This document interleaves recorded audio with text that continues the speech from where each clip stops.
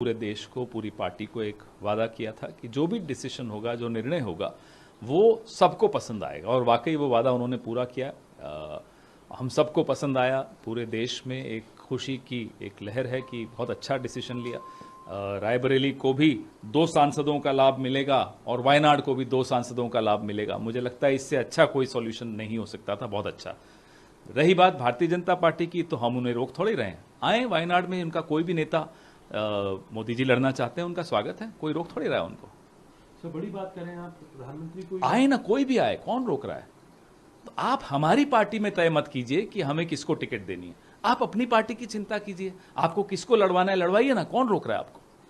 कोई मार्जिन भी आप लोगों ने, अगर आप चुनौती दे रहे हैं साफ तौर पे, तो आप आश्वस्त लग रहे हैं कि जीत? बात आश्वस्त की नहीं है, बात हम इस देश के ऊपर पूरा भरोसा है हमें कि जिस तरह से वाराणसी में भी संघर्ष करके जीते हैं, वो उस व्यक्ति की पार्टी हमको चेतावनी दे रही है, चुनौती दे रही है। परिवारवाद की बात कर रहे हैं। आपके कैबिनेट में कितने परिवारवादी हैं बताइए ना। आप विजय राजे सिंधिया जी के वक्त से शुरू कीजिए, कितने उनके परिवार के कितने सदस्य संसद में थे या राजनीति में थे? भारतीय जनता पार्टी की थी, जनसंघ की थी, तो क्या किसी ने रोका उन्हें कि साहब परिवारवाद है विजय राजे जी का? नहीं बोला ना किसी ने। सम्मान करते थे सब उनका। इस तरह की हल्की टिप्पणियां करना भारतीय जनता पार्टी की फितरत हो गई है। सर ईवीएम को लेके भी बहुत जो है बड़ा सवाल अब खड़ा हो रहा है। मुंबई की जो बातें आई हैं उसके बाद से जो रविंद्र वायकर है उन्होंने कंप्लेंट फाइल कर दी है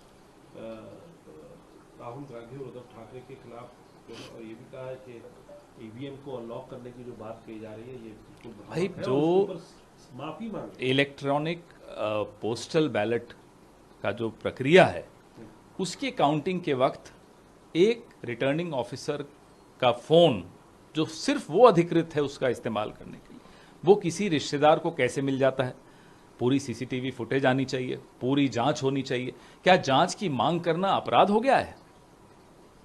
सर आपके सहयोगी दल भी कह रहे हैं कि क्रेडिबिलिटी जो है ईवीएम की, उसके ऊपर सवाल खड़े कर रहे हैं। पॉलिटिकल पार्टी ही नहीं, सिविल सोसाइटी और ऑर्गेनाइजेशन भी कर रही हैं।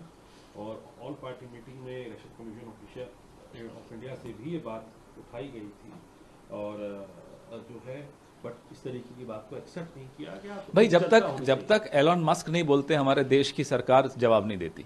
हमारे कहने का कोई प्रभाव नहीं पड़ता। ये जो गुलामी है अंग्रेजों की, वो आज तक इनके डीएनए में आपको दिखती है। एलॉन मस्क ने एक ट्वीट किया जिसमें भारत का कहीं जिक्र नहीं था। पूरी की पूरी कैबिनेट जवाब देने उतर के आ गई। भूतपूर्व मंत्री से लेकर सिंधिया जी से लेकर मिलिंद देवड़ा से लेकर तमाम नेता मंत्री जवाब दे रहे एलॉन मस्क को। लेकिन यही कोई कांग्रेस का या विपक्ष का व्यक्ति या एक आम वोटर सवाल खड़ा कर ले तो सब छुई मुई बन जाते हैं। अरे सवाल कैसे खड़ा कर दिया? तो ये गोरों की, अंग्रेजों की गुलामी करना, ये पूरी भारतीय जनता पार्टी सरकार को क्या शोभा देता है? सर मणिपुर को लेकर कल रिव्यू मीटिंग हुई, उसके बाद भी जो है कांग्रेस की क्या प्रतिक्रिया है? क्योंकि वहां अधिकारी तो थे लेकिन मुख्यमंत्री वहां पर क्यों नहीं थे? क्या ये अविश्वास प्रस्ताव केंद्र सरकार का अपने ही मुख्यमंत्री के खिलाफ है? आप मणिपुर की चर्चा कर रहे हैं, मणिपुर के मुख्यमंत्री को नहीं रख रहे, कारण बताइए। सर कल एक सांसद हैं जेडीयू के, उन्होंने इस बात को कहा कि मुस्लिम्स का और यादवों का कोई काम नहीं करेंगे। ये संविधान पे पहला हमला है। हम जब कह रहे थे कि 400 सीटें आएंगी तो ये संविधान बदलेंगे, ये तो 240 पे ही शुरू हो गए। ये क्या संविधान सम्मत बात है? आखिरी सवाल मैं आपसे पूछना चाहूंगा, जो रेल हादसा हुआ है उसको लेके भी जो है साफ तौर पर बंगाल के मुख्यमंत्री ने कहा कि बार बार वंदे भारत पे तो ध्यान दिया जा रहा है और चीज़ों पे ध्यान नहीं दिया जा रहा है, इंफ्रास्ट्रक्चर पे ध्यान नहीं दिया जा रहा है। दुरंतो एक्सप्रेस जो राजधानी के बाद हुआ करती थी, सबसे तेज गाड़ी, स्पीड की गाड़ी हुआ करती थी, उसको नहीं ध्यान दिया जाता है। अभी जहां हम खड़े हैं, यहाँ से 2 मिनट की दूरी पे निजामुद्दीन रेलवे स्टेशन है। वहां जाकर चलकर मेरे साथ देख लीजिए क्या स्थिति है आम रेल यात्रियों की। आप सिर्फ एक वंदे भारत की रील्स बना बना के रेल मंत्री बन के घूमते रहें तो उससे थोड़ा ही रेल की स्थिति सुधर जाएगी। अभी जो लोको पायलट्स हैं, उनको हफ्ते में 1 छुट्टी की दरकार के लिए वो प्रोटेस्ट कर रहे हैं। लोको पायलट जो कि महत्वपूर्ण एक कड़ी है रेल सुरक्षा में, उसको आप 1 दिन की छुट्टी भी हफ्ते में नहीं दे रहे। आंदोलनरत हैं वो लोग।